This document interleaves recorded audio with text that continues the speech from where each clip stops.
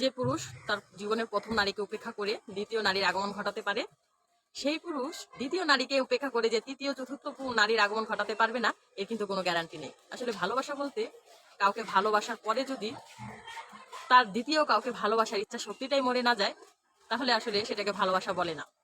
সেই মানুষটা জীবন থেকে চলে যাওয়াই বেটার, কারণ সে তো ভালোবাসার মানেই বোঝে না, সে থেকেই কি লাভ।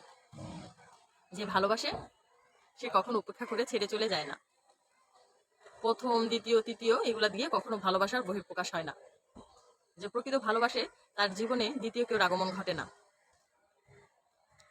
মানুষ বলে, কিছু কিছু ক্ষেত্রে শুনি যে মানুষ বলে যে সুন্দর না হলে, হ্যাঁ, দেখতে ভালো না হলে তার জীবনে দ্বিতীয় কারো আগমন ঘটে। কথাটা পুরাই মিথ্যা। সুন্দর আর সৌন্দর্য দিয়ে কখনোই কোনো পুরুষকে আটকিয়ে রাখা যায় না। যদি আটকিয়ে রাখা যেত তাহলে কোনো সুন্দর নারীর, কোনো সুন্দর মেয়ের জীবনে বিচ্ছেদ হতো না, সংসার ভেঙে যেত না, সম্পর্ক ভাঙতো না।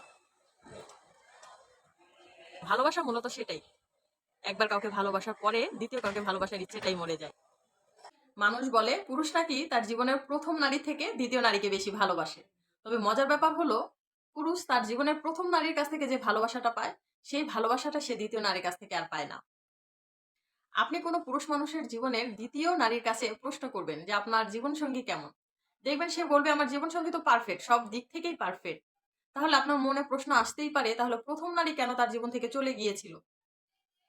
আসলে প্রথম নারীর সাথে সেই পুরুষ বা সেই মানুষটা যে অন্যায় অথবা যে ভুলগুলো করেছিল, সেই একই ভুল কিন্তু সে দ্বিতীয় নারীর সাথে করছে না। কারণ সে সেখান থেকে উপলব্ধি করতে পেরেছে সে তার জীবনের প্রথম নারীকে হারিয়ে অনেক কিছুই শিখেছে। সেখান থেকে সে অনেক কিছুই শুধরে নিয়েছে, অনেক কিছুই সংশোধন করে নিয়েছে, যেটা দ্বিতীয় নারী বুঝতেই পারে না কখনো। এরকমই হয়, মানুষ প্রথম জনের সাথে যেমন ভুল করে, সেই ভুল থেকে অনেক কিছু শিক্ষা নেয়, আর সেই শিক্ষা নিয়ে এসে দ্বিতীয় জনের সাথেই ভালো ব্যবহার করে। সেই ভালো ব্যবহার বা সেই সংশোধনটা যদি তার প্রথম নারীর জীবনে আসতো, বা প্রথম পুরুষ তার জীবনের দ্বিতীয় নারীকে বেশি ভালোবাসে, তবে সে তার জীবনের প্রথম নারীর জন্য সব সময় আফসোস করে। আর এই আফসোস জীবনে শেষ অবধি থাকে।